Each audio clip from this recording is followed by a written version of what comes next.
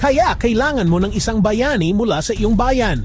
Si Jammer Jamito ay lumaki sa Basud, Camarines Norte na nangangarap ng malaki. Ginawa niya ang mga pangarap na iyon na isang paglalakbay sa basketball vlog na nagbibigay inspirasyon. Si Raymond Jammer Jamito ay ipinanganak noong Setyembre 1, 1990 sa Basud, Bicol.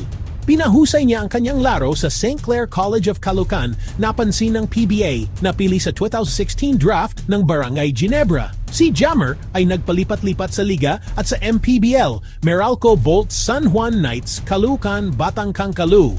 Laging masipag na role player. Noong 2015, pinasikat niya ang slam dunk contest sa isang nakatawang Eurostep na umabot pa sa mga internasyonal na palabas.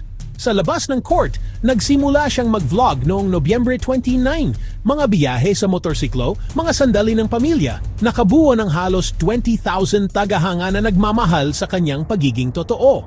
Ang aral, nakakatulong ang talento, ngunit ang sipag, pagpapakumbaba at pananatiling tapat sa iyong pinagmulan, iyon ang tunay na kapangyarihan ni Jammer.